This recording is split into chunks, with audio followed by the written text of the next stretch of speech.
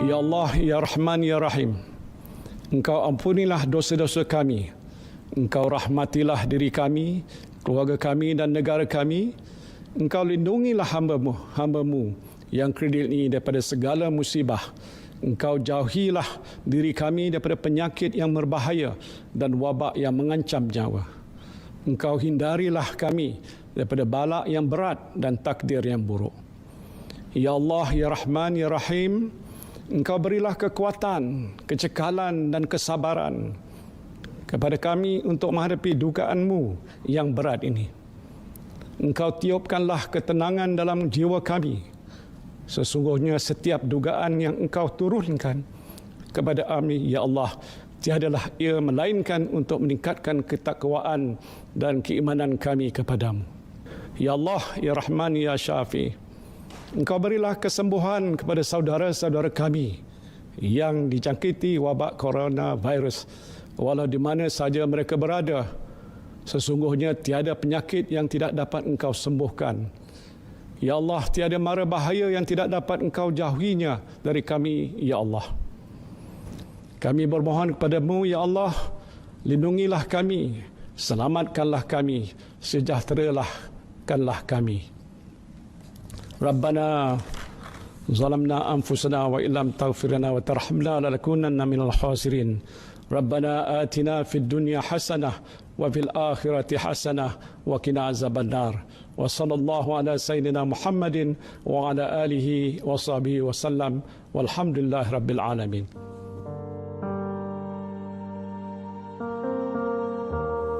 Amin, amin, ya Rabbal Alamin. Kepada anda semua, terima kasih kerana masih lagi memilih kami sebagai orang yang pertama mengetuk pintu rumah anda. Assalamualaikum, salam sejahtera kepada anda semua penonton setia Malaysia hari ini. Alhamdulillah kita kembali bersiaran, Fadli, untuk 5 Mei 2020, hari Selasa, bersamaan dengan 12 Ramadan dah kita pada hari ini. Alhamdulillah. Dan seperti biasalah kan, tadi kita telah pun memikan doa yang telah pun dibacakan oleh Yang Berhormat Perdana Menteri kita, dan kita harapkan anda yang berada dekat rumah akan terus kekal sihat dalam pada kita menjalani kehidupan seharian kita, dalam pada kita ni melakukan pelbagai amal ibadah. Dalam masa yang sama juga kita pun ingin mengetahui tentang perkembangan COVID-19 yang melanda negara kita sekarang ni, Anim.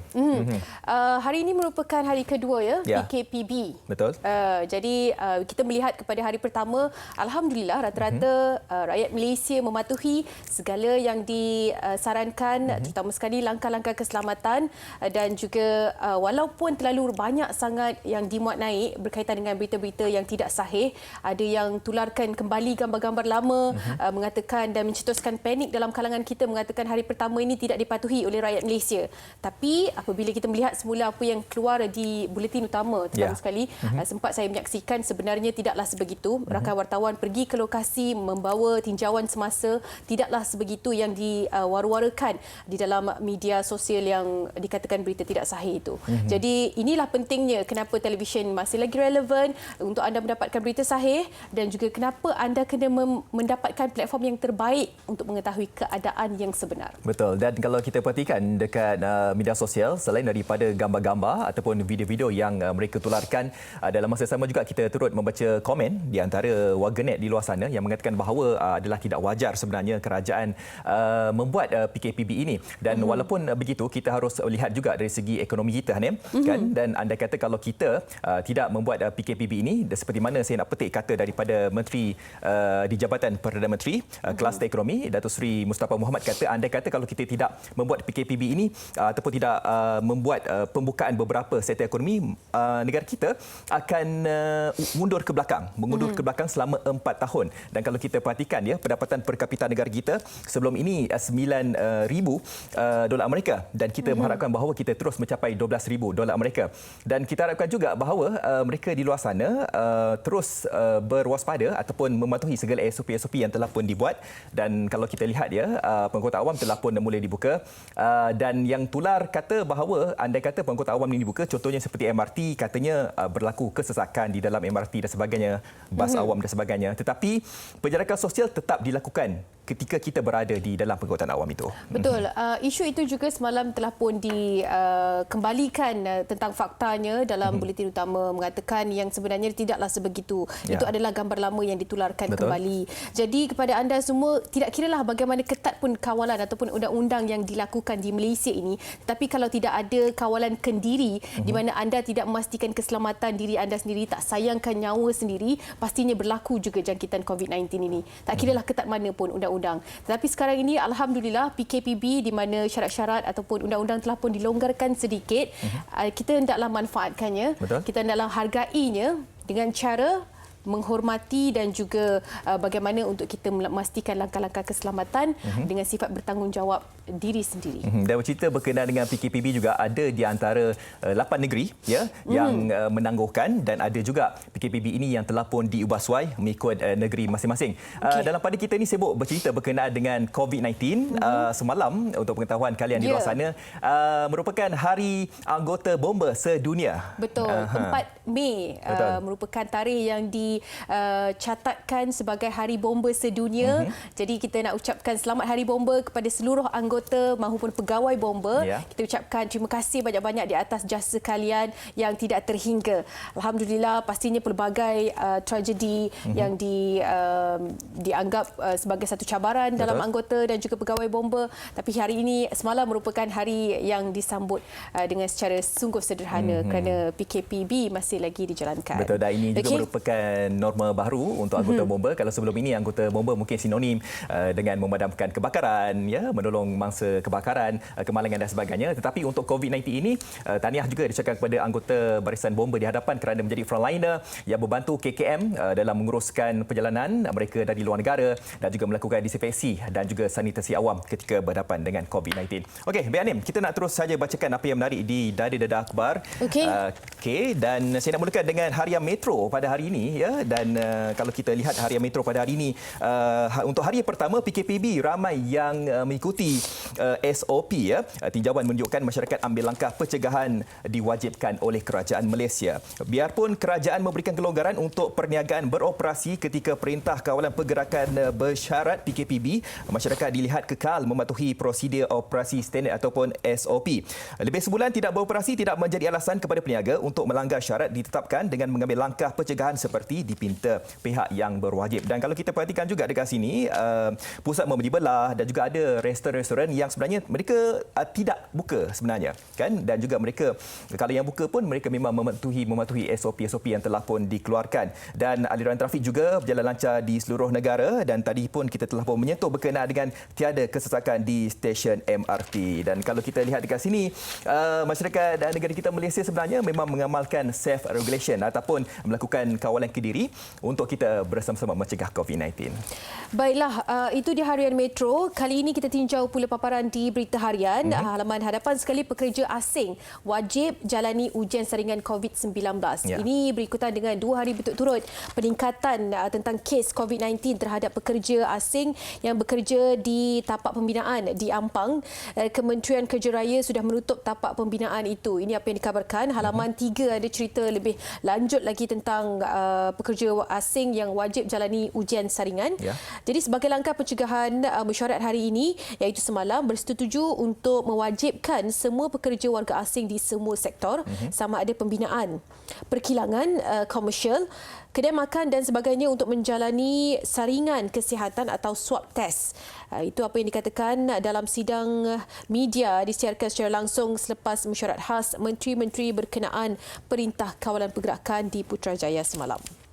Okey, salah satu inisiatif yang dilakukan oleh kerajaan yang mana ini merupakan antara perkara wajib yang perlu dilakukan terhadap pekerja asing untuk menjalani ujian saringan COVID-19 sebelum dibenarkan untuk memulakan kerja dalam semua sektor. Dan kita tidak mahu ada kluster-kluster yang baru muncul, dan kita harapkan bahawa mereka di luar sana akan terus berwaspada dengan COVID-19 ini. Baiklah, rakan wartawan kita Hidayah sempat meninjau keadaan di mana PKPB hari pertama dijalankan. Di restoran, juga di sekitar Lembah Kelang dan Kuala Lumpur.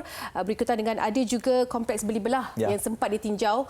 Jadi ternyata inilah sebenarnya keadaan sebenar. Sama-sama kita saksikan.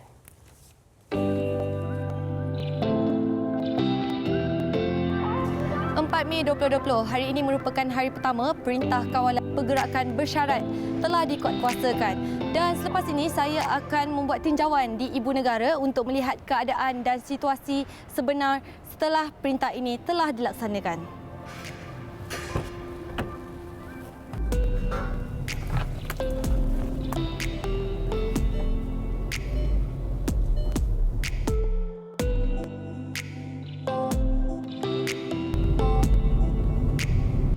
Berikutan penularan gambar orang ramai beratur memasuki sebuah pusat membeli belah di Ibu Negara pada pagi semalam.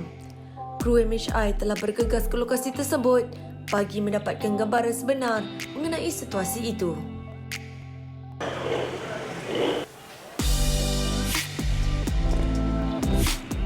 Ini merupakan lokasi pertama yang kami tinjau di mana saya sekarang berada di salah sebuah pusat membeli belah di Ibu Negara. Dan daripada pengamatan saya sebenarnya keadaan di sini agak terkawal kerana orang ramai tidak berpusu-pusu dan yang paling penting pusat membeli belah ini mengamalkan SOP yang telah ditetapkan oleh kerajaan di mana sesiapa yang ingin masuk mereka harus mengambil suhu dan juga mengamalkan penjarakan sosial. Yang paling penting mereka haruslah memakai topeng muka. Kalau ikutkan viral tadi, nampak sangat ramai di luar sana kan. Sebenarnya itu adalah pekerja kedai di sini.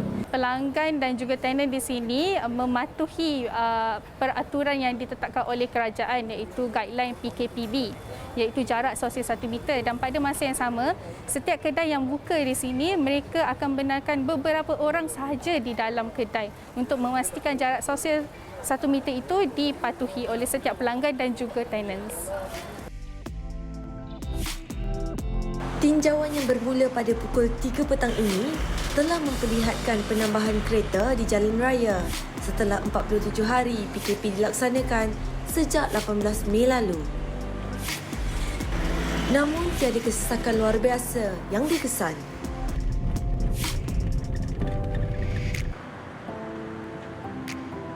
Bagaimanapun, terdapat juga kedai makan yang memilih untuk kekal beroperasi secara jualan bungkus dan bawa pulang kerana masih menitik beratkan isu keselamatan.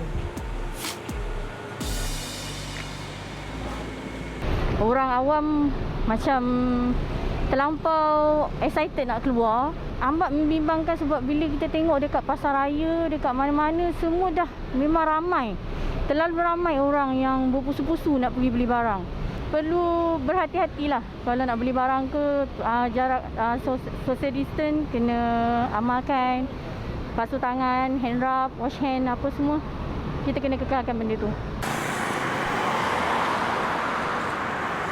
Setelah hampir 3 jam saya membuat pantauan di sekitar Ibu Negara dan akhirnya saya berada di lokasi terakhir iaitu di salah sebuah restoran di Bandaraya Kuala Lumpur. Dan apa yang saya boleh katakan, kebanyakannya pada mereka mematuhi arahan ataupun SOP yang telah dikeluarkan oleh kerajaan walaupun ada segelintir yang masih berdegil. Namun bagaimanapun, kita sebagai rakyat Malaysia haruslah mematuhi arahan yang telah dikeluarkan oleh kerajaan, sekurang-kurangnya menjaga jarak 1 meter daripada orang lain dan yang paling penting menjaga kebersihan diri. Dan sekarang ini misi saya telah selamat. Mencegah lebih baik daripada mengubati. Walaupun pelbagai sektor telah dibenarkan untuk beroperasi seperti biasa, namun adalah menjadi tanggungjawab kita sebagai rakyat prihatin untuk memastikan tata cara pengendalian piawaian atau Standard Operating Procedure SOP sentiasa dipatuhi. Kita belum menang, tetapi kita mesti menang. Ya, kita boleh menang dan kita pasti menang, insya-Allah. Itu dia laporan yang disediakan daripada Hidayah Hanafi tadi, ya, berkaitan dengan tinjauan di sekitar Kuala Lumpur berkaitan dengan PKPB dan rata-rata di antara mereka yang berada di luar sana seperti mana yang kita lihat visual itu tadi, mereka memang mematuhi segala peraturan-peraturan yang telah pun ditetapkan. Jadi kalian di luar sana kalau ingin pergi ke mana-mana saja ataupun anda merupakan pengusaha restoran ke ataupun anda merupakan peniaga-peniaga di pusat membeli belah, arahan SOP itu harus anda patuhi ya, dan kalau tidak anda bakal didenda. Baik, kita ingin mengikuti perkembangan situasi semasa. Kalau kita tahu bahawa negara kita sekarang ini sedang melaksanakan PKPB, jadi kita ingin mengetahui bagaimanakah perkembangan situasi COVID-19 di luar negara, dan kita akan bersama dengan pelajar Malaysia yang kini berada di Jordan. Kita bersama dengan Tijan Abdul Rahim. Assalamualaikum Tijan. Waalaikumsalam warahmatullahi. Okey, baik Tijan, selamat berpuasa di sana. Ya, selamat berpuasa. Okey. Selamat Ramadan. Selamat Ramadan. Okey Tijan, dekat Malaysia sekarang ini, kita sekarang ini berada dalam fasa keempat dan juga baru semalam kita membuat PKPB. Jadi kita nak tahu juga perkembangan di Jordan bagaimana, dan saya difahamkan Tijan berada di Irbid. Irbid difahamkan sebelum ini berada dalam zon merah kan? Okey, mungkin Tijan boleh kongsikan tentang perkembangan terkini di sana Tijan. Kes bermula sejak 2 Mac dan sekarang kes pertama telah sembuh pada 15 hari bulan Mac. Dulu 11 kes baru telah berlaku. Dan masa bulan Mac tu universiti ditutup, sekolah ditutup. Dan ketika itu juga diumumkan 2 minggu awalnya kita orang akan bercuti, dapat cuti, dan sekarang kami meneruskan online lah, pembelajaran secara online. Total kes di Jordan sekarang ni 465 orang, sembuh sebanyak 370, kematian sebanyak 9 orang. Okey, baik. Saya difahamkan bahawa kalau di Jordan, ya, kalau anda kata mereka ini berada di kawasan di rumah ke ataupun di kawasan universiti masing-masing, akan ada siren ya, siren yang menunjukkan bahawa telah pun bermula lockdown di sana. Betul tak, Tijan? Ya, betul. Siren tu setiap jam 6 petang setiap hari untuk menyuruh rakyat Jordan dan semua orang di Jordan masuk ke dalam rumah. Jadi bagaimana pematuhan sosial mereka yang berada di Jordan dalam pandangan mata kasar Tijan sendirilah bagaimana? Kalau pengalaman saya sendiri, ketika saya ingin membeli barang di kedai sayur, memang ada polis yang menyuruh untuk melakukan penjarakan sosial sejarak 1 meter. Jadi mungkin Tijan boleh kongsikan. Ya. Okey, Tijan. Dan kami juga sentiasa pakai sanitizer, mask, sarung tangan ketika keluar. Itu yang kita harus amalkan kan Tijan. Okey Tijan, kita ni berada dalam fasa bulan Ramadan kan. Kita nak tahu juga tentang perkembangan bulan Ramadan dekat sana. Macam mana berbuka puasanya, bagaimana kan? Bersama dengan pelajar-pelajar di sana bagaimana? Seperti mana kita tahu, musim PKP ni memang kena duduk di rumah dan digalakkan untuk melakukan solat jemaah bersama-sama. Dan kalau sahur pun kita orang sahur dan berpuasa kat sini musim bunga dan musim panas, musim je agak panjang, waktu untuk kami puasa sebanyak 15 jam. Waktu kami berpuasa bersahur lebih kurang jam 4.30 macam tu. Okey, nak tahu juga berapa lama masa untuk kita berpuasa di sana? Berapa jam di Jordan? 15 jam. 15 jam, lebih kurang macam kat Malaysia jugalah. Dari segi bantuan-bantuan bagaimana kalau kita lihat? Adakah saling menghubungi dengan pihak kedutaan untuk mendapatkan sebarang bantuan ke ataupun sebarang maklumat di sana? Sepanjang di sini, saya dan kawan-kawan telah mendapat sumbangan daripada pihak universiti. Saya sekarang Universiti Yalmuk, dan pihak pensyarah serta pihak pensyarah juga memberi sumbangan lah, berbentuk makanan asasi ataupun berbentuk duit, dan pihak unit kebajikan, unit zakat dan sedekah juga menghulurkan bantuan, serta pegawai daripada pihak kedutaan juga menghulurkan bantuan kepada para pelajar. Alhamdulillah. Okey, baik. Terima kasih Tijan di atas maklumat anda berkenaan dengan situasi semasa ketika anda berada di Jordan. Stay safe ya, jaga keselamatan diri, dan kami yang berada dekat Malaysia berdoakan kesejahteraan Tijan dan juga rakan-rakan di sana.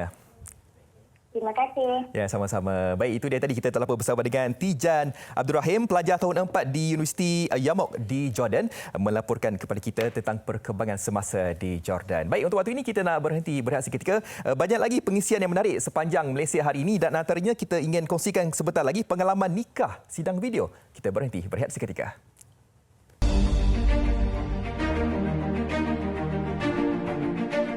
Assalamualaikum warahmatullahi wabarakatuh. Salam sejahtera. Saudara-saudari, nyawa dan keselamatan jauh lebih berharga dari yang lain. Justru, terima kasih kepada semua kerana sabar mematuhi PKP. Walau kita belum menang, namun hasil perjuangan menangani COVID-19 sudah mula dirasai. Bersama kita terus patuhi PKP fasa keempat dan marilah sempurnakan Ramadan dengan norma baru kehidupan. Kekal aktif, makan secara sihat dan selamat. Jagalah kebersihan diri, ini tuntutan agama.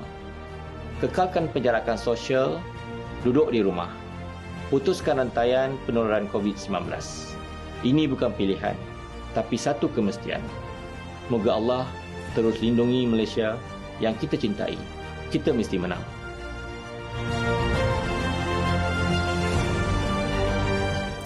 InsyaAllah kita mesti menang dan sama-sama kita jangan putuskan doa, sentiasa berdoa agar segalanya berjalan dengan lancar dan kembali pulih seperti biasa. Amin, insyaAllah. Okey, kita teruskan perkongsian pada hari ini. Kali ini pula kita ingin mengetahui pengalaman individu ini bernikah online ataupun menggunakan sidang video dalam majlis pernikahan di sepanjang PKP ini pastinya. Dan rata-rata berkongsi, ada yang cerita tentang bagaimana prosesnya dan kita ingin mengetahui sendiri pengalaman individu ini bersama dengan Iman Sofia Zakaria. Iman Sofia ini pengantin perempuannya dan juga kita akan sama-sama bersama dengan Datin Zurina Ahmad, ibu kepada pengantin perempuan ini. Assalamualaikum. Sudahkah bersedia? Apa khabar? Sihat? Alhamdulillah. Ini ibunya ya, Datin Zurina? Ya, saya. Okey, Iman Sofia ada juga bersama dengan Datin? Ada ni sebelah saya ni. Okey, maaf saya baru nampak visualnya. Okey, pertama sekali tahniah Iman. Tahniah. Bila berlangsungnya perkahwinan ni? Last week on 22nd April. 22 April. Adakah memang tarikh itu dah pun dipilih masa perancangan awal, masa bertunang dan sebagainya ataupun macam mana? Tak, tarikh asal dia sepatutnya 28 hari September. Okey, 28 bulan 3. Aha. Wah, birthday saya. Okey. Lepas tu kau tidak sama gitu macam ni. Okey, kemudian dilanjutkanlah sebab PKP ya. Okey, jadi untuk Datin, macam mana bila melihat anak mengambil keputusan untuk meneruskan juga majlis pernikahan ni? Apa komen Datin? Alhamdulillah sebab bila PKP ni kita terpaksa tangguhkan pernikahan awal. Jadi bila dapat untuk dilakukan online, kami rasa pertama rasa teruja jugalah. Sebab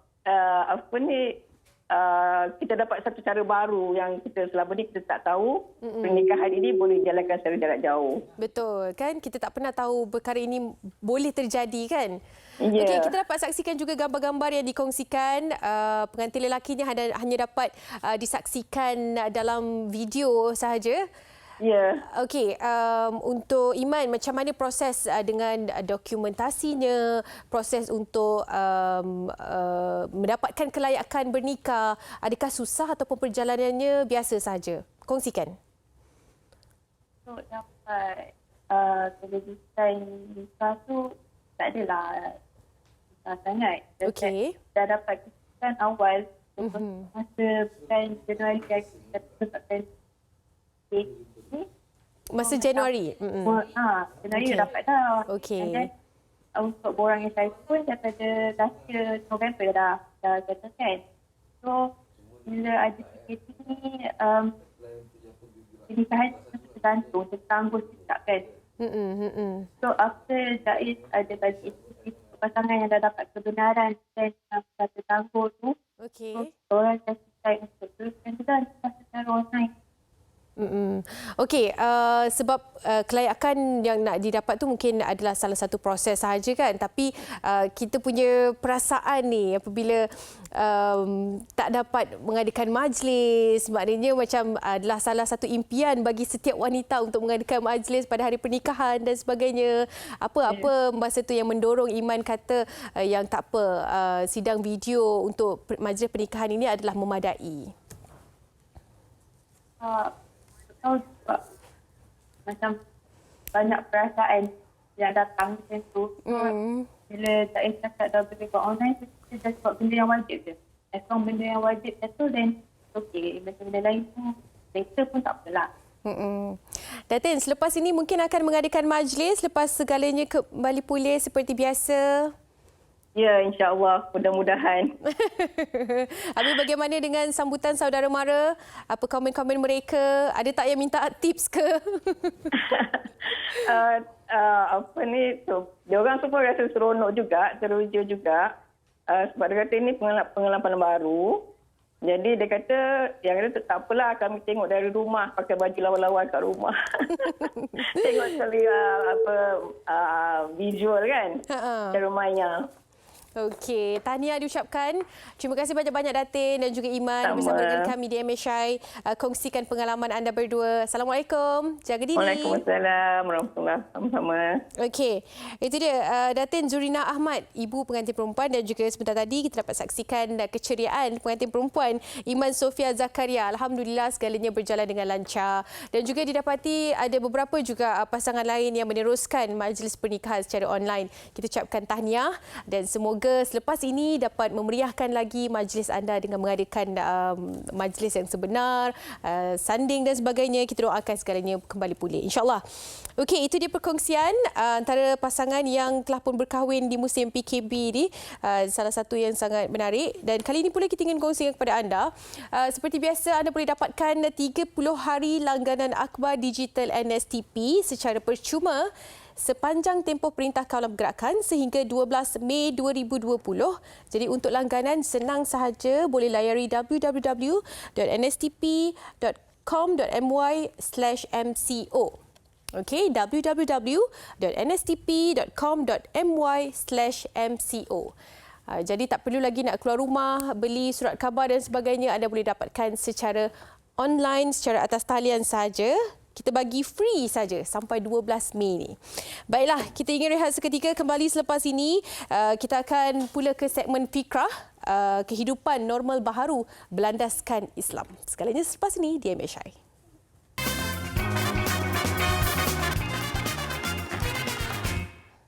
Baiklah, kembali kita di Malaysia hari ini. Terima kasih kerana anda masih lagi bersama dengan kami. Baiklah, di segmen Fikrah ini kita bercerita tentang kehidupan normal baharu yang berlandaskan Islam. Kalau kita perhatikan betul-betul, apakah normal baharu ni sebenarnya lebih kepada langkah-langkah keselamatan dan juga kebersihan diri. Digalakkan pakai pelitup muka dan juga diwajibkan ya sekarang ini di setengah tempat, dan juga menggunakan ataupun ada pembasmi kuman di setiap rumah. Pergi ke mana-mana hendaklah bawa hand sanitizer dan sentiasa basuh tangan, kalau boleh setiap setengah jam tu basuh tangan dengan cara yang betul. Okey, itu antara perkara yang kita perlu terapkan dalam diri sendiri untuk kita adaptasi dengan keadaan normal baharu ini. Untuk Islam juga kebersihan adalah sangat-sangat digalakkan. Jadi untuk kita mendalami lebih lanjut lagi tentang perkara ini, kita bersama dengan Ustazah Isfadiah Muhammad Dasuki yang kini telah pun berada di talian untuk bervideo call bersama dengan kita. Assalamualaikum Ustazah. Waalaikumsalam warahmatullahi wabarakatuh. Apa khabar? Sihat, alhamdulillah. Ustazah sihat? Sihat, memang sihat. Okey Ustazah, kita bercerita tentang normal baharu kan. Seperti yang tadi saya dapatlah sampaikan kepada penonton MSI, macam mana dengan kepentingan kebersihan diri ini juga adalah antara yang dituntut dalam Islam. Tapi sebelum tu, melihat kepada keadaan normal baharu ini, apa komen Ustazah? Ya, okey. Kalau kita lihat daripada sudut perspektif Islam lah, kita memang sangat beruntung Anin, kerana norma yang baru ni yang membantu kita untuk lebih menghayati Islam dan kita lebih menghargai Islam. So, kalau tadi Anin ada sebut berkenaan dengan bersih kan, jadi bersih ini memang merupakan amalan orang-orang yang beriman. an-nadhafatu minal iman, atau kama qala, maksudnya kebersihan itu adalah sebahagian daripada iman. Dan cantiknya pula dalam Islam, dia bukan setakat bersih. Bersih itu cuma level yang pertama. Dia ada level yang lebih tinggi lagi, iaitulah suci. Jadi bersih dan juga suci. Jadi kalau bersih itu bermaksud kita bersih dari sudut najis yang mungkin kita daripada panca indera kita boleh nampak lah, boleh rasa, boleh lihat. Ya. Tapi kalau suci ini dia merupakan satu SOP juga. Jadi kita boleh sebut norma baru, dia ada SOP tersendiri. Jadi kalau dalam Islam itu ini merupakan suci, itu merupakan SOP yang boleh melayakkan kita untuk melakukan ibadah. Dan Anim, secara general saya boleh katakan bahawa norma baharu ini dia sangat-sangat membantu kita untuk memenuhi tuntutan dalam Islam, iaitulah keperluan al-maqasidul khamsah. Maksudnya di situ ada tuntutan yang kepada seorang Islam kena jaga 5 perkara. Jadi yang pertama ad-din, agama. Yang kedua adalah al-aqlu, akal kita. Yang ketiga an-naslu, kita punya keturunan. Yang keempat adalah al-mal, harta. Dan yang kelima adalah an-nafs, maksudnya nyawa. Maka bila kita tengok balik norma baru ni, dia sangat-sangat membantu melindungi, membina an-nafs. Maksudnya nyawa kita. Ya, Ustazah. Ustazah, jika kita menjaga kebersihan diri dari segi fizikalnya, bagaimana dengan kita kekal bersih, kekal suci, bagaimana Ustazah nak kaitkan dengan luaran dan juga dalaman? Kita bersih luar ni, kita sebenarnya bersih dalam juga, Ustazah. Ya, betul. Jadi yang itulah yang saya masukkan awal tadi, bersih dan juga suci. Itu memang sudah menjadi budaya kita, budaya Islam kan. Maksudnya kalau bersih di luar, tapi bagaimana pula dengan keadaan suci jiwa kita, rohani kita kan. Bila kita suci, maksudnya kita mengangkat diri kita daripada berlaku maksiat, keburukan dan sebagainya. Jadi sebab itu dalam bulan Ramadan ini pula kan, Masya Allah dia datang, dia bantu kita untuk menyucikan diri kita, mendapatkan pengampunan daripada Allah Subhanahu Wa Taala. Dan begitu juga dengan para penonton yang dimuliakan. Seandainya kita nak sembahyang, kita nak sembahyang ni nak menghadap Allah. Tapi yang dicuci dulu adalah tangan kita, yang dicuci bersih dulu adalah muka kita, kan? Kita kena pastikan buang najis-najis dan sebagainya. Dan kalaupun kita batal wuduk kita itu, contohnya hanya buang angin saja, kan? Jadi sangat indahnya dari sudut logiknya, Islam tidak menyuruh kita basuh pula kita punya private part. Kan sebab kita buang angin di situ. Yang kena basuh itu adalah tangan kita, muka kita, kan. Jadi di situ perlu menjadi budaya kita, iaitulah kebersihan dan juga kesucian, kebersihan luaran dan juga kebersihan dalaman. Dan kalau kebersihan dalaman ni juga Anim, cakapnya bahawa kita punya hati ni kena sangat-sangat jaga. Sebab sekarang ni musim PKP dan juga musim COVID-19 ni banyak sangat berita-berita palsu kan yang dibawa ke sana dan kemari, sehingga kita tidak mampu dah nak bezakan yang mana yang betul yang mana tak. Yang mana tak. Jadi masing-masing kita nak letak trust, nak letak kepercayaan kita pun kita jadi was-was kan. Betul. Kita menyeru kepada semua rakyat Malaysia, marilah kita berpegang teguh kepada kebenaran. Maksudnya kalau benda itu tak bagus, walaupun benar, jangan sampaikan. Tapi kalau benda itu memenuhi 2 syarat ini, dia adalah benar dan dia adalah bagus. Baik dan bagus. Baik dan benar. Teruskan. Betul. Jadikan ianya cabaran untuk kita kan, Ustazah? Betul. Ustazah, dan juga kita bercerita tentang salah satu antara langkah keselamatan yang disarankan adalah tidak bersentuhan. Maknanya kita mengelakkan kontak antara manusia dengan manusia. Okey, kita tidak bercerita tentang perempuan yang tidak batal ismayang dan tidak haram. Tapi kita bercerita tentang bagaimana dengan mungkin dapat mengelakkan salah satu daripada perkara yang tidak baik kita lakukan, lelaki dan perempuan bersalaman yang bukan mahram dan sebagainya. Bagaimana Ustazah boleh huraikan? Itulah macam kalau kita tengokkan COVID-19 ni macam orang kata tu imam besar datang. Jadi dia menjarakkan kan social distance dan kita pun bila salam tak boleh, jadi kita akan sentiasa beringatlah pula kan daripada sudut ikhtilat gitu. Maksudnya percampuran, pergaulan ya. Jadi penjarakan sosial ini memudahkan urusan kita umat Islam supaya kita tidak bersesak-sesak. Kita tidak orang kata tu campurlah fizikal, menyentuh dan sebagainya sebab ada penjarakan. Dan memang dalam Islam pun kita digalakkan untuk memberi salam, afshu salam. Jadi kita sebarkan salam dan salam secara fizikal itu dia jatuh nombor 2. Jadi yang pertama tu asal salam dulu. Sebarkan salam. Kan? Suara kita didengar. Kalau kita guna bahasa isyarat pun boleh, jadi orang pun faham. Maklum kalau kita tidak mampu berkata-kata cakap, suara kita tidak didengari, maka kita boleh bagi dengan bahasa isyarat. Begitu. Jadi salam itu lebih penting daripada physical touch. Menarik. Okey, Ustazah, satu lagi, ini berkaitan dengan bagaimana kita nak mulakan didikan ini segalanya tentang normal baharu yang disarankan oleh Islam ini, berlandaskan hukum Islam ini di rumah. Sebab kalau kita nak ceritakan tentang contohnya saya mewar-warakan kepada penonton, mungkin hanyalah antara satu komunikasi sahaja. Tetapi interaksi segalanya bermula daripada rumah.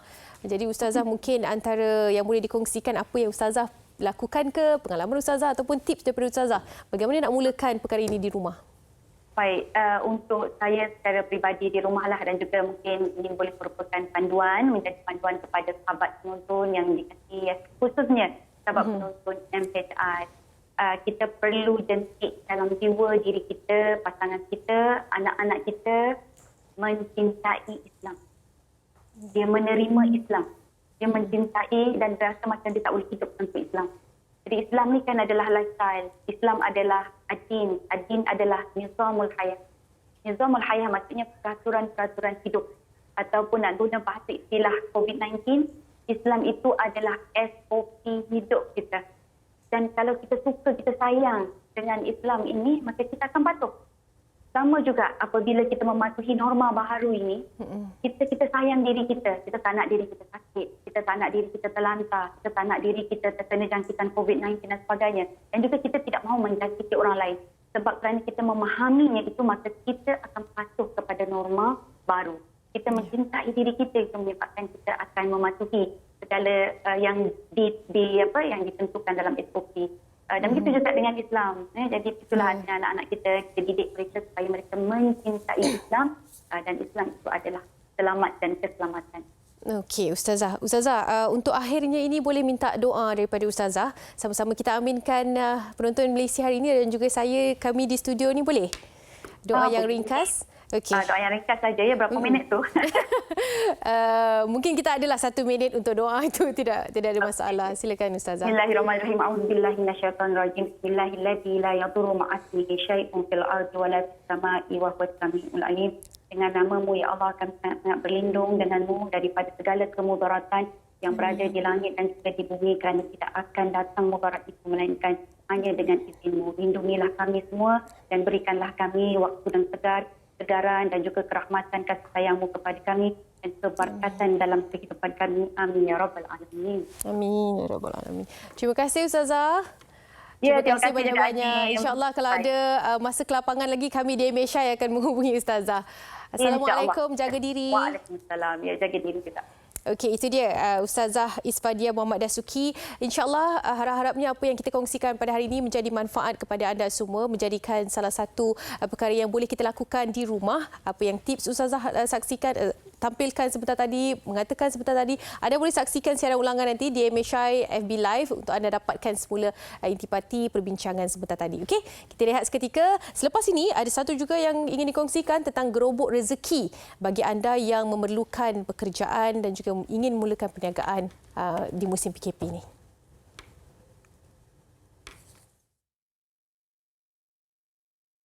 Bismillahirrahmanirrahim. Alhamdulillahilladzi anzala ala 'abdihi al-kitaba wa lam yaj'al lahu 'iwaja. قيما لينذر بأسا شديدا من لدنه ويبشر المؤمنين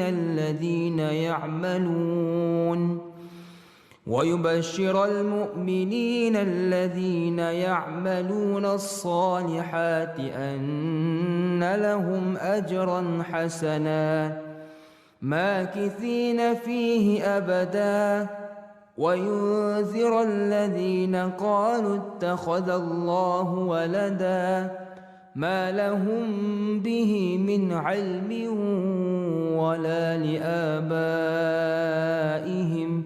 كبرت كلمة تخرج من أفواههم إن يقولون إلا كذبا فلعلك باخع نفسك على آثارهم إن لم يؤمنوا بهذا الحديث أسفا إنا جعلنا ما على الأرض زينة لها لنبلوهم أيهم أحسن عملا وإنا لجاعلون ما عليها صعيدا جرزا أم حسبت أن أصحاب الكهف والرقيم كانوا من آياتنا عجبا إذ أوى الفتية إلى الكهف فقالوا ربنا آتنا من لدنك رحمة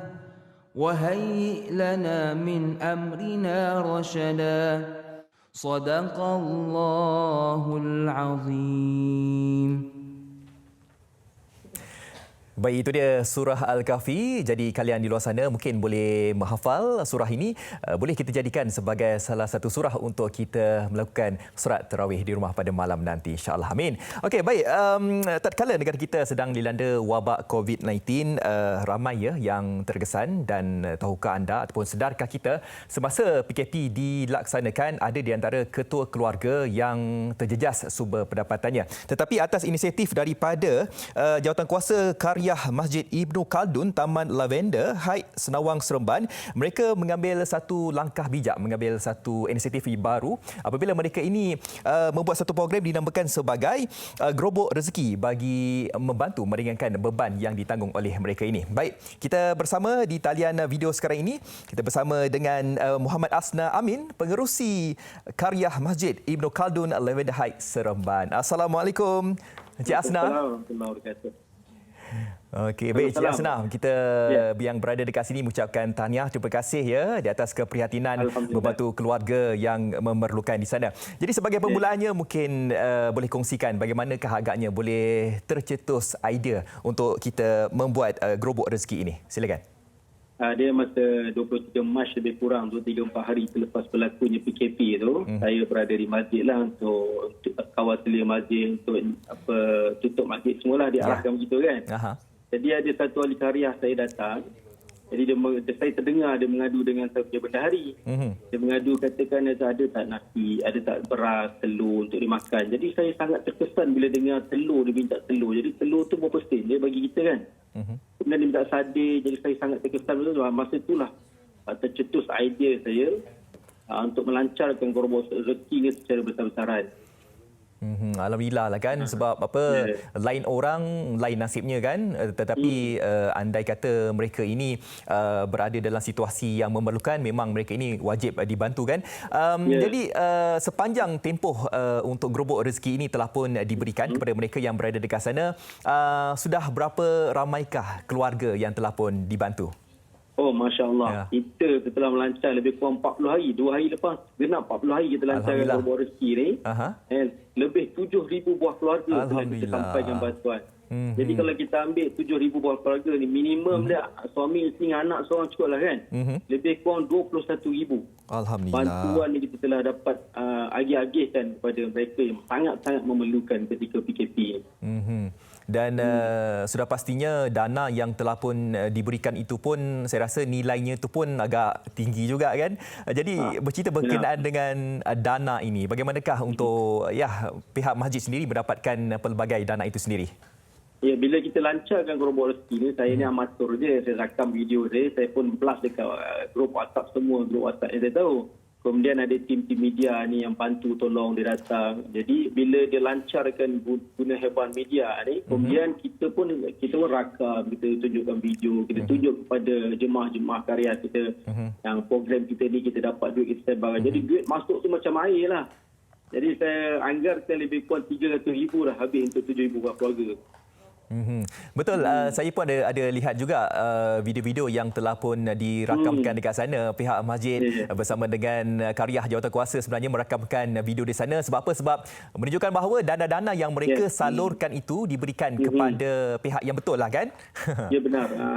Jadi mungkin boleh kongsikan dalam program Gerobok Rezeki ini, saya nak tahu jugalah kan, ada tak satu mungkin pengalaman, momen yang mungkin tidak dapat dilupakan bagi pihak masjid sendiri? Boleh dikongsikan bersama dengan penonton MHI.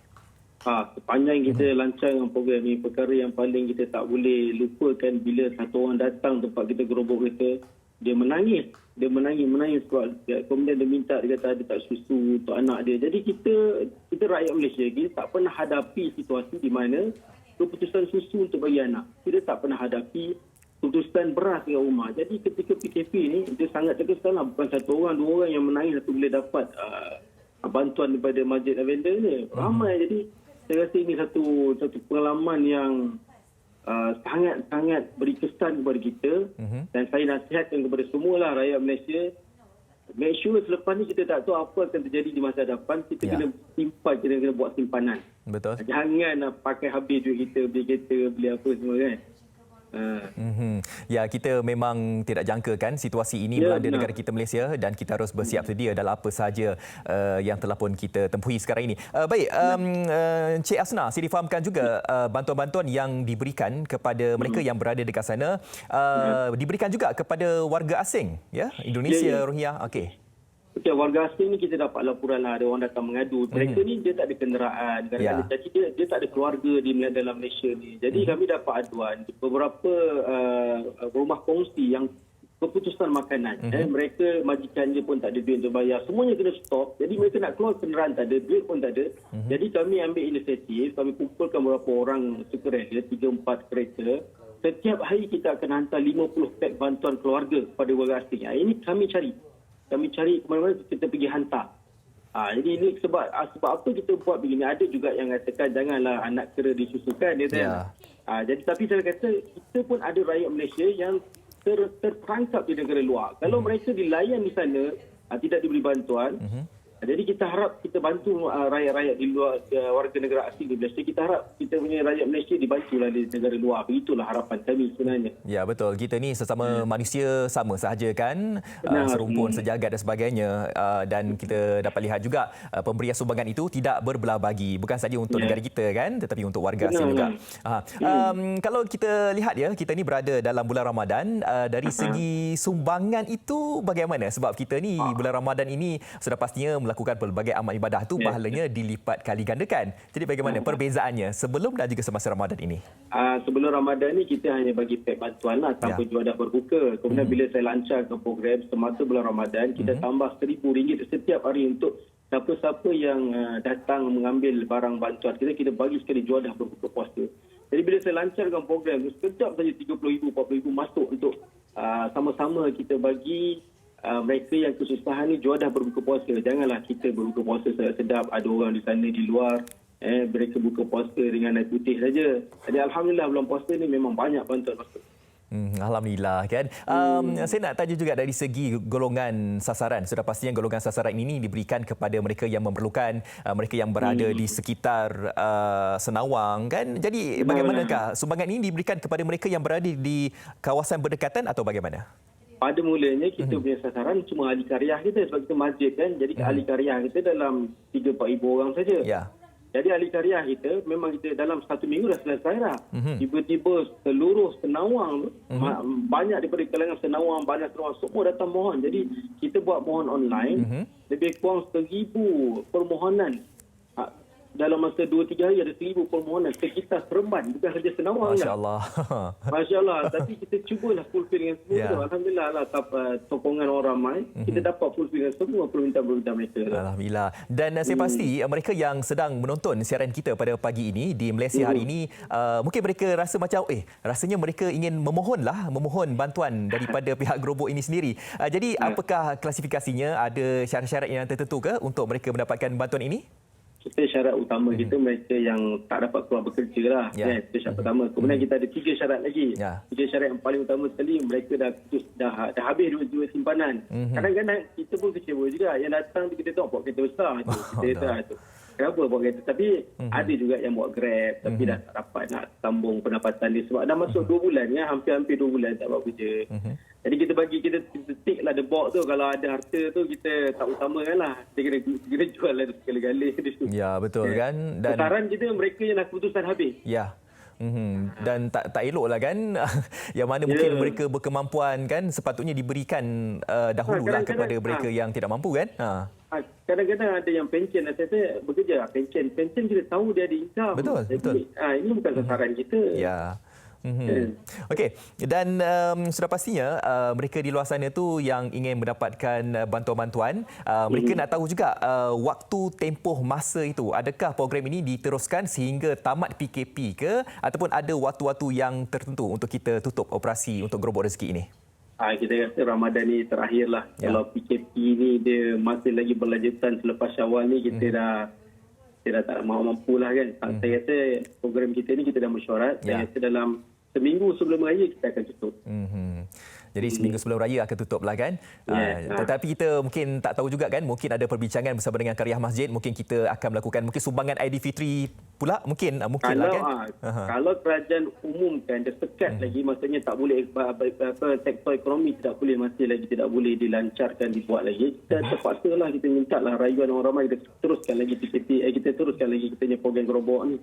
Dan bercerita berkenaan dengan orang ramai, dan kita tahu juga yang menonton sekarang ini bukan saja mereka ini memerlukan sumbangan, tetapi mereka yang menonton sekarang ini mungkin mereka yang berkemampuan dan mereka ingin memberikan sedikit sumbangan lah kan. Kemanakah saluran itu harus diberikan? Mungkin Cik boleh bagi kongsikan dekat mana saluran itu?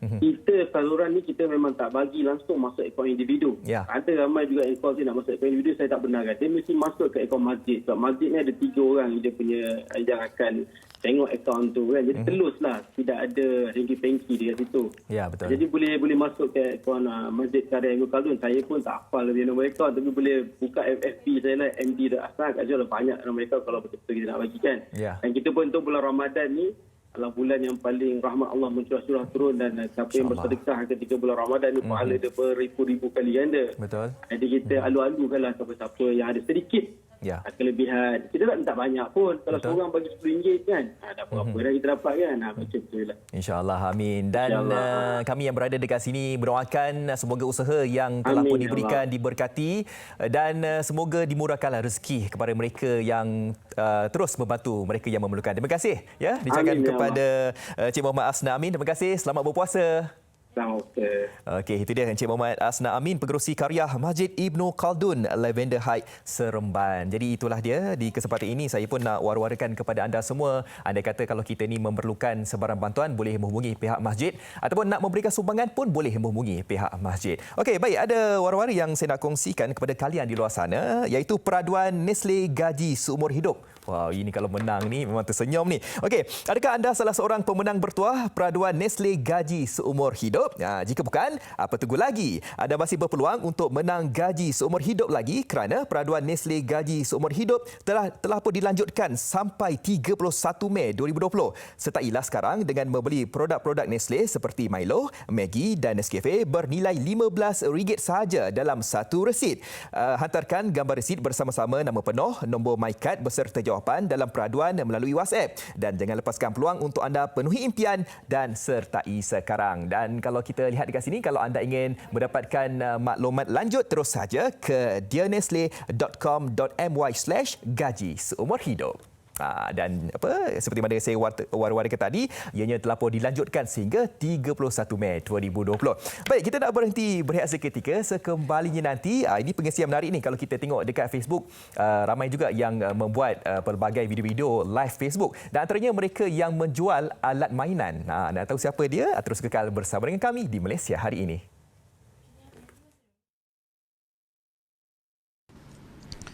Bismillahirrahmanirrahim. Alhamdulillahi rabbil alamin.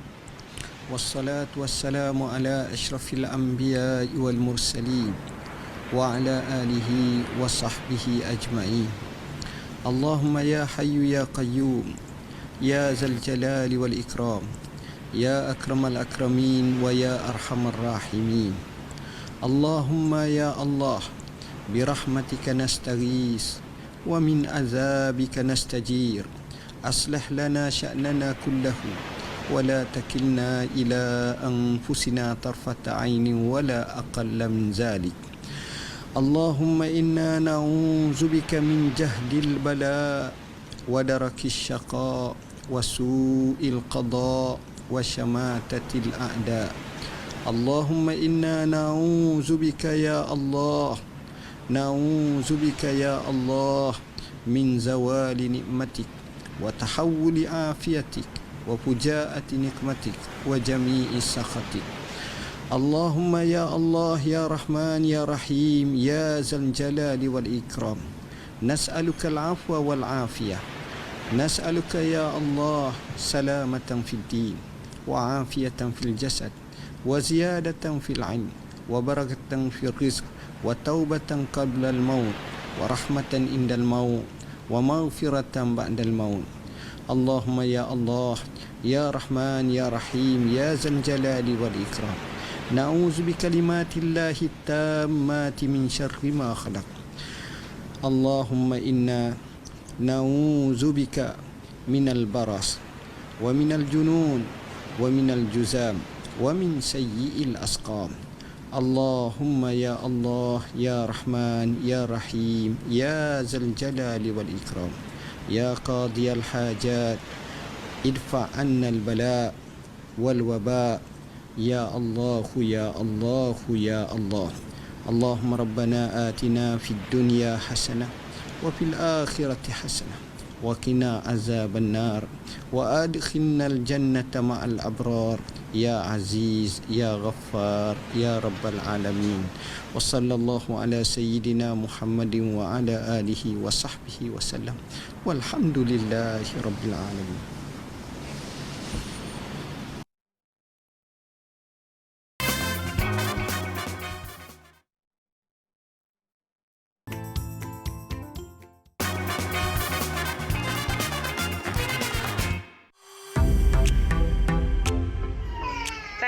Raju lagi.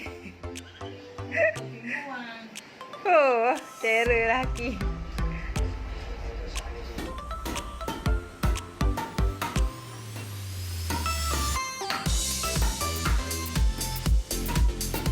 فبأي آلاء ربكما تكذبان ولمن خفى مقام ربه جنتان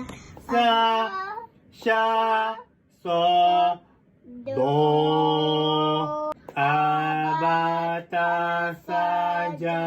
Sebelum senja ke rumah, takut nanti tersalah, bawa pulang masalah. Tak indah yang sekarang, cakap jangan sebarang, elok awal dilarang, untuk kau jadi orang. Turut balik.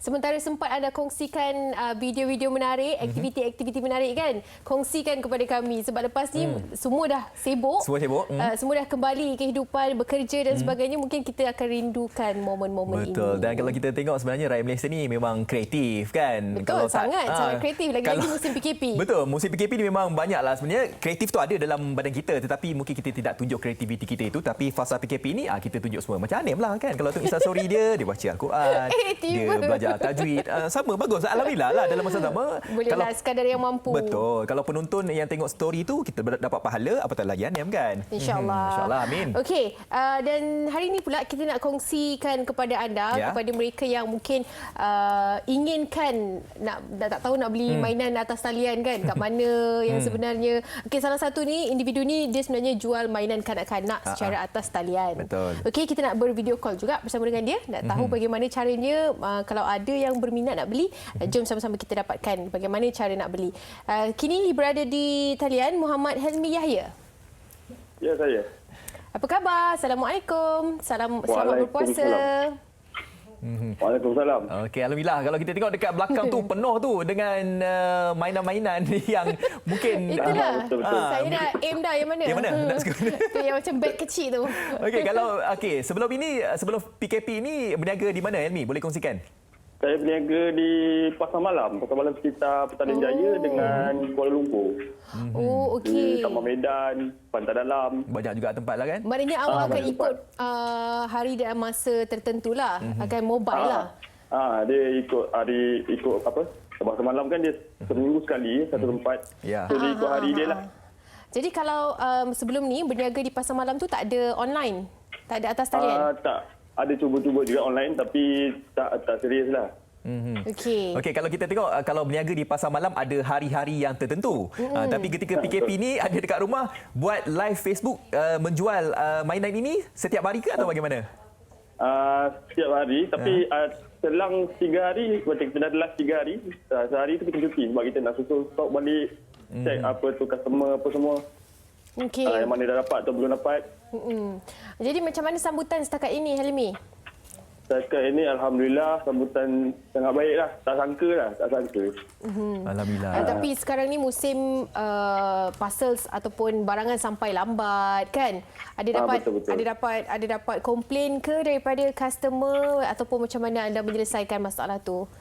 Ada juga dapat komplain tapi kita just follow up dengan post laju lah. Kita tengok kat mana kan dia ada bagi tracking number, kita tengok kat mana kita bagi tahu kat semua. Sekarang ni mungkin PKP jadi ada sikit masalah lah. Lambat sikit kan? Lambat sikit lah. Okey, kita dapat saksikan macam mana anda buat promosi secara dalam talian. Tunjukkan demo. macam mana demo dan sebagainya. Tunjukkan lah. Tak. Kita dapat saksikanlah sebab visual yang kita dapatkan ni. Okey, macam kalau sekarang ni contohnya ada individu yang nak membeli daripada Helmi, macam mana caranya? Kalau boleh tonton live saya, masa live tu ada nombor WhatsApp yang saya pin dekat komen. Jadi customer akan klik nombor tu dan WhatsApp saya lah barang apa yang dia orang lock dekat masa live. Okey. Live tu setiap hari apa? Live setiap hari tak tentulah sebab kita kalau sebab kita ni 3 hari kita live, sehari kita hold, kita cuti untuk kita set up barang apa semua.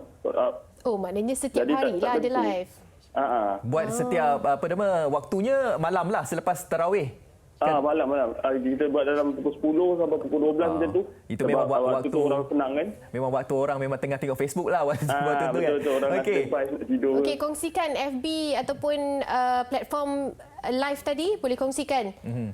Platform live saya di Facebook Helmi's Toys. Page saya. Page saya Helmi's Toys. HELMEYSTOYS.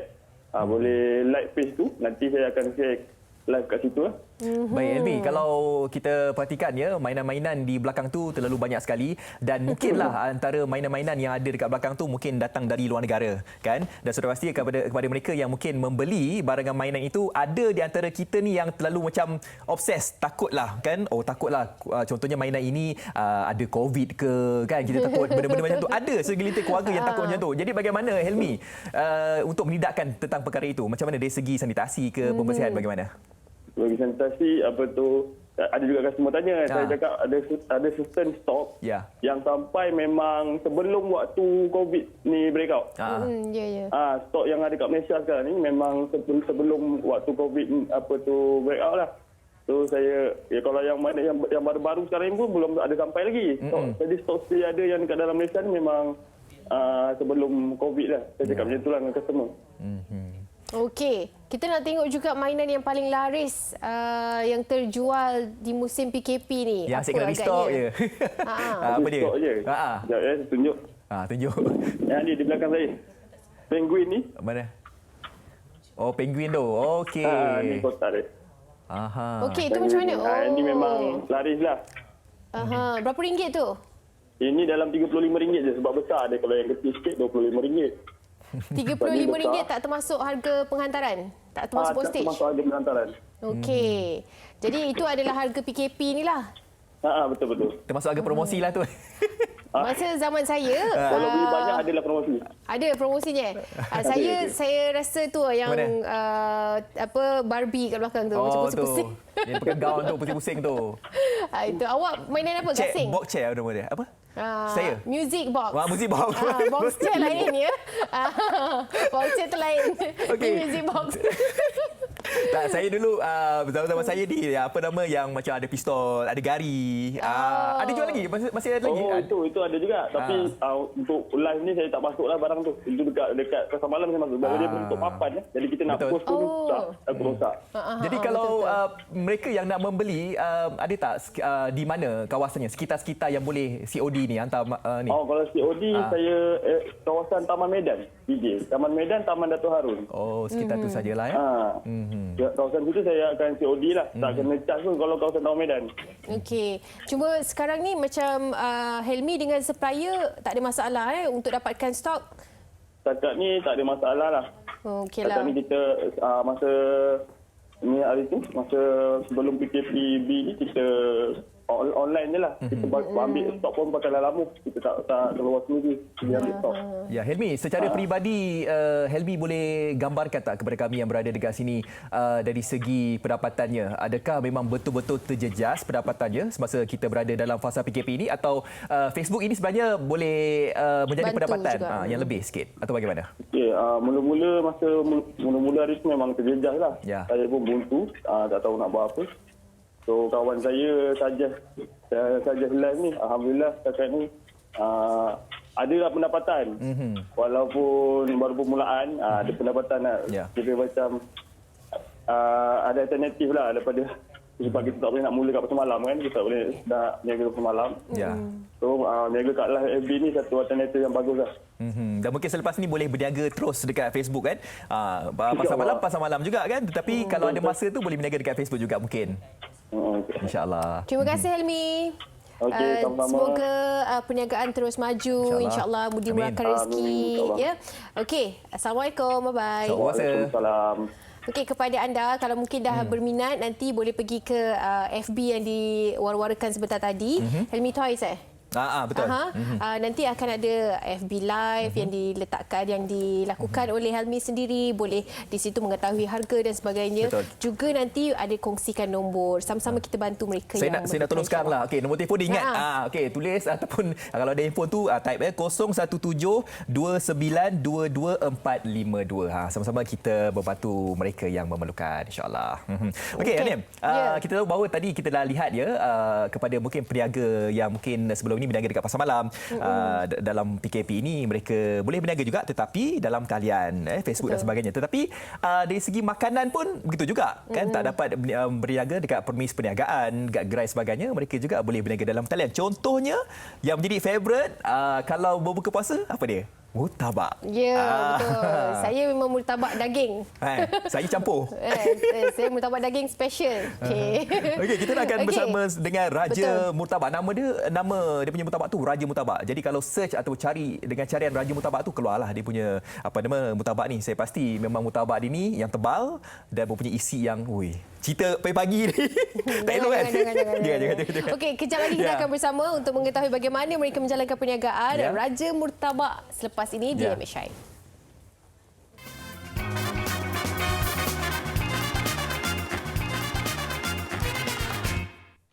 Okey, kembali kita di Malaysia hari ini untuk beberapa minit yang terakhir ni. Tadi kita dah sibuk bagi tahu kepada anda semua macam mana sedapnya murtabak itulah sebagainya. Kali ini kita ingin bersama dengan yang mencetuskan idea Raja Murtabak ni. Okey, jadi kita Raja akan Zakaria Raja Hamid. Betul. Pemilik Raja Murtabak. Assalamualaikum, Cik Raja. Waalaikumsalam. Salam Ramadan. Salam Ramadan. Okey, jadi alhamdulillah sihat, baik kat sini. Okey, Raja Murtabak, cerita sikit tentang Raja Murtabak ni. Kalau kita lihat kalau ketika berbuka puasa, murtabak menjadi salah satu menu favourite ni ketika berbuka puasa. Jadi dari pandangan Raja Murtabak sendiri, bagaimana bulan puasa ni? Peringkatannya bagaimana? Okey, Raja Murtabak ni sudah hampir lebih 20 tahun dalam pasaran lah. Jadi bila tahun ni agak mencabar sikit, bila pandemik COVID-19 ni. Ya. Tu dia. Jadi kita menjalankan jualan online dan pre-order. Maknanya set pick up lah. Okey. Jadi kita ada di Wasa Grill, kita punya restoran. Lepas tu dengan Bangsa, yang orang kata restoran dia Wasa Grill dengan Bangsa lah. Tapi online kita ada banyak tempat. Di Kajang ada 2, di Sakit Permaisuri 1. Jadi kita nakkan maknanya customer Raja Murtabak ni boleh mendapat di mana-mana saja. Contohnya kita ada buat penghantaran juga. Maknanya syarikat penghantaran yang kita ni maknanya seperti Lalamu, kita feeding. Maknanya customer Raja Murtabak ni boleh orang kata dalam Lembah Kelang ni bolehlah dapatkan Raja Murtabak ni melalui WhatsApp, nombor yang kita bagi itulah di tempat-tempat ni. Okey, kalau contohnya macam pelanggan setia Raja Murtabak ni ada waktu-waktu tertentu untuk buat tempahan ke? Sebab kita faham perjalanan untuk menghantar pun satu hal juga kan. Jadi macam mana? Apa-apa yang dikongsikan? Okey, macam kita buat pre-order ni bukan apa. Kadang-kadang kita ada limit lah. Maknanya kalau kita order hari ni pukul 2 ke atas, kita akan tengok keadaan semasa lah. Kalau busy, maybe kita akan pada satu hari je lah. Maknanya kalau hari Isnin order, hari Selasa kita hantar. Kalau kata order tu masih boleh sekali jalan, kita jalan dah. Tengok situasi yang sesuai pada ketika itu. Jadi untuk dapat notifikasinya macam mana? Ada pelanggan akan tahu. Kita ada FB, IG, WhatsApp, macam-macam cara yang membolehkan customer menghubungi kita lah. Pelbagai medium lah kan mereka boleh dapatkan Raja Murtabak ni. Okey, Raja Murtabak ni telah pun berada di pasaran telah hampir 20 tahun. 20 tahun tu bukannya 28 tahun. 28 nampak 28 tahun bukan angka yang kecil. 30 tahun dah. Memang ini merupakan legasi daripada keluarga atau bagaimana? Ya, keluarga. Macam saya, sebab tu saya tengok saya tadi banting tadi kita ada lebih kurang 20 cawangan ya. Saya ada beradik 12 orang.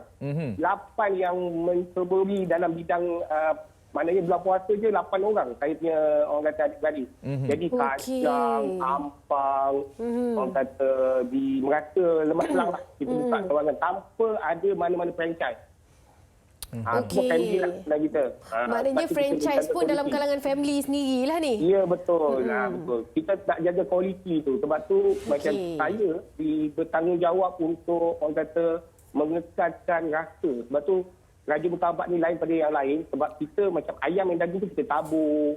Sekarang kita masak inti tu lama, jadi boleh tahan lama. Kalau kita makan sekarang boleh buat frozen sampai seminggu kalau tak dalam chiller. Dia takkan basi. Wow. Jadi kita pun ada jual frozen, tengok. Frozen kita untuk menyenangkan. Kadang-kadang bila keadaan orang kata COVID-19 ni, orang kata PKP ni, maknanya saya akan ajar customer saya, bang belilah untuk seminggu bang. Raja Murtabak ni kalau macam ni 2 tahun boleh tahan. Kalau kita buat untuk yang restoran, konsep yang macam ni, kita buat macam ni, lebih kurang dalam 2 bulan dia pakai. 2 bulan? Wow. Maksudnya kalau yang macam ni, kita ada kilang lah. Kita memang dah ada kilang lah di Kajang, dekat orang kata di Sungai Chua, kilang kita lah. Yang ni kita punya marketing banyak ke Pantai Timur, ke Thailand, ada juga yang orang kata kita sampai lah. Wow, dah menembusi pasaran luar negara ni, tahniah. Okey, rasa-rasanya lah Encik Raja. Ini soalan cepu cemas ni. Jangan cemas. Rasa-rasanya lah kenapa Raja Murtabak ni ataupun murtabak yang dihasilkan oleh keluarga Raja ni menjadi sebutan-sebutan orang ramai. Apa dia punya secret ingredients ke? Ataupun yang membezakan. Itu macam tak boleh bagi tahu lah kan? Yang membezakan murtabak Raja atau Raja Murtabak ni dengan murtabak yang lain? Okey, membezakan kita dengan murtabak yang lain, kita punya rempah lah. Rempah ratus yang kita adun bersama orang kata ingredient dalam tu lah kasih tu. Rempah tu kita, orang kata macam saya sendiri memang menjaga kualiti tu kita ada SOP kita. Maknanya setiap kalau bukan orang kata bulan puasa ni, bazar Ramadan ni untuk orang kata sebelum COVID ni, kita masak orang kata berkawah-kawah. Jadi saya yang akan dipertanggungjawabkan menjaga kualiti kontrol masak tu lah. Jadi saya memang orang kata lempar tu saya yang atur sendiri, begitulah. Itu yang membuatkan kita ni lain pada yang lain. Ya. Sebab tu bila Ramadan je kita buka mungkinlah lebih cawangan dan kita tak pernah cuti. Untuk Ramadan kalau 29 hari tu 29 hari lah buka. Tak ada jadi cuti. customer ni tak akan ada rasa kecewa. Itulah kita punya orang kata rahsia lah. Kita memang pentingkan customer ni lah untuk mendapatkan Raja Murtabak ni, tak ada kecewa lah kena kita. Okey, insya-Allah. Tapi bila kita melihat kepada macam kalau di bazar Ramadan ni orang beratur ramai panjang tu adalah satu kepuasan juga kan kepada pengusaha-pengusaha bila melihat mereka cukup meraihkan penjualan Raja Murtabak ni. Kali ni mungkin dah tak ada lah. Melihat kepada suasana tu, apa rasanya yang boleh dikongsikan, Cik Raja? Okey, kita sangat bersyukur sedangkan orang lain tak dapat berniaga macam Raja Murtabak ni, sekurang-kurangnya kita ada buka 2 restoran lah di WhatsApp aku dengan PTDI. Kita pun simpati kepada kawan-kawan saya peniaga-peniaga yang sedang orang kata menghadapi masalah yang tak boleh berniaga. Kesihatan online ni satu cabaran besar bagi saya. Untuk nak pengetahuan ni, online ni satu ketika kita first time jadi kita kadang-kadang satu ketika tu kita tak boleh approve order tu sampai menggunakan sampai 10 rider. Macam adik saya kat di Tasik Pemain tu dia ada 10 rider. Sampai kan kita ada satu time Shah Alam hari Selasa. Sungai Buloh hari Rabu. Kita dah ada customer yang nak ni kumpulkan order, kita hantar. Sampai makan pun tak akan motor. Kita kesian dekat rider-rider yang menghantar ni. Betul. Lepas tu customer yang mana yang orang kata boleh terima keadaan macam lambat. Adalah kadang-kadang yang agak marah jugalah kan. Yelah, betul. Okey, baik Cik Raja. Kita pun tak boleh nak buat apa. Ya, kepada mereka yang mungkin ingin menjadikan Murtabak Raja atau Raja Murtabak ini sebagai menu mereka pada hari ini nak berbuka puasa. Jadi mungkin Cik Raja boleh kongsikan bagaimanakah caranya ataupun mereka boleh terus pergi saja ke mana-mana permis perniagaan. Silakan. Okey, kalau katakanlah duduk di kawasan Damansara, kita boleh dapatkan dekat Taman Tun depan McDonald lah, kita dekat Gading Salai. Lepas tu kalau nak pergi di Wangsa Maju, di Wangsa Grill, betul dekat Melawati Mall, dekat Session 2 lah. Lepas tu kalau siapa yang malas, orang kata nak depan pintu saja, boleh tengok Raja Murtabak. Sentiasa ada live. Dekat Kajang ada 2, abang saya dengan kakak saya. Di Tasik Pemain Suri, adik saya yang buntu. Jadi memang boleh dapatlah kalau katakanlah ada juga daripada Sarawak pun dia order. Terpaksa kena post. Diorang kumpul yang order kita post kan. Tak Alhamdulillah. Jadi kita nak kena orang kata banyak kreatif lah zaman COVID-19 ni kan. Bagi saya semangat tu kena kuat lah peniaga-peniaga macam kami ni yang orang kata setiap tahun macam tadi cakap kan, kita peniaga tak bazar, kita jadi orthodox. Orang datang, ratus, kita siapkan. Tapi bila tahun ini kita menghadapi pandemik COVID-19, peniaga-peniaga ni nak kena kreatif, nak kena buat gambar cantik-cantik, masuk dalam online. Bila online ni, orang kata ada yang, saya tengok berita, ada yang orang kata kuah bawang hanya, kuah sirap tu hanya kuah saja, tak ada bawang, kari pak kosong. Dia online, kita tak tahu kan. Yelah, betul-betul. Menarik. Aku nak komplain pun barang dah sampai kat tangan dah. Betul. Sebab macam Raja Murtabak ni kita menjaga kualiti. Maknanya kalau katakanlah ayam daging tu yang tadi kata lain pada lain, kita tabur. Kalau ayam tabur, kalau daging kita tabur daging, kalau kambing kita tabur daging. Maknanya customer tu boleh nampak setiap murtabak tu memang kita tabur daging ayam. Rasa dia sama Rasa kita tak sama. Sebab kita ada SOP kita masak. Terpaksa. Kita dah ada silang. Jadi masak tu pun kena timbang. Bawang kena buat betul lah.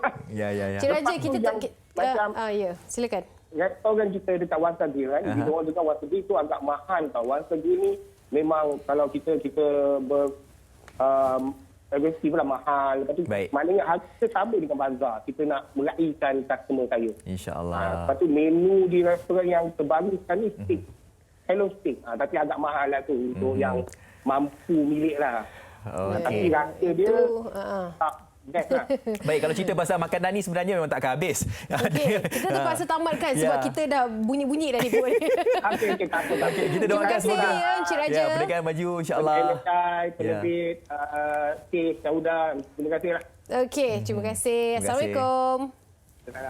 Itu dia Encik Raja Zakaria Raja Hamid, salah seorang daripada pemilik Raja Murtabak ni. Betul. 8 adik-beradik semua adik-beradik. mengusahakan satu perniagaan yang setiap tahun menjadi bualan kita semua masyarakat Malaysia. Kalau tak sedap takkanlah sampai 28 tahun kan. Betul. Okey, baik, kita dah sampai ke penjuru rancangan. Di kesempatan ini kita ucapkan terima kasih kepada kalian di luar sana yang telah pun bersama dengan kami sejak awal tadi sampailah waktu sekarang ini. Dan ingatlah sebenarnya sekarang ni tidak ada lagi barisan hadapan yang menemani kita. Kitalah barisan hadapan yang kena jaga diri. Kita mesti menang, insya-Allah. Ya, Assalamualaikum. Hashtag kita jaga kita, hashtag kita mesti menang. Ya, Assalamualaikum. Bye. Ramadan yang mulia, hayati bersama, himpunkanlah pahala, jauhi yang nista, sibuk kerja dunia, sibuk ada masalah, masih lapang waktunya, guna sebaiknya. Rakyat Malaysia atau PKP mudah sahaja duduk di rumah, kesian pada barisan depan yang berkorban, segala-gala tadahkan tangan, titipkanlah doa, mohon pada Tuhan agar pelihara negara kita daripada bencana. Marilah bersama kita berdoa pada Allah agar dijauhkan segala bencana ke atas kita semua. Moga di bulan mulia ini ada sinarnya untuk kita menang melawan musuh kita.